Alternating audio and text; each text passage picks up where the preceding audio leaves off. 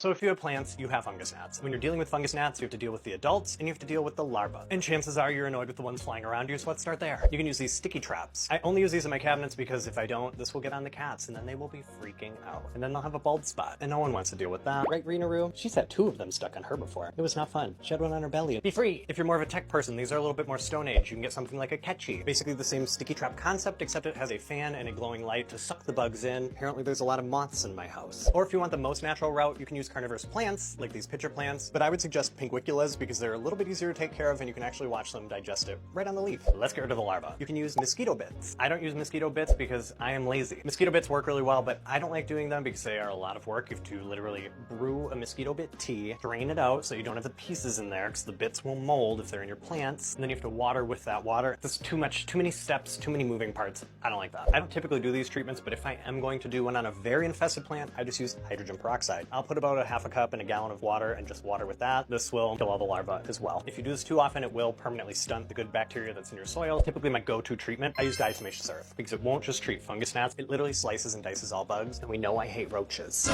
Diatomaceous earth is basically super sharp, microscopic silica crystals that literally fruit ninja any bug that touches it. I had to use this on a black widow last month because I didn't know how else to deal with it. All you do is just sprinkle this on top of your soil. When the adult fungus gnats come into the soil to lay their eggs, they're getting chopped. When the larvae come out of the soil, they get chopped. In most cases, just use diatomaceous earth. So if you have thrips, if you have spider mites, fungus gnats, if you have pretty much any pests, this will take care of it. So I would do it the day after you water, because if you get it wet, it'll kind of deactivate it until it dries out again. Get the food grade. Don't breathe it in.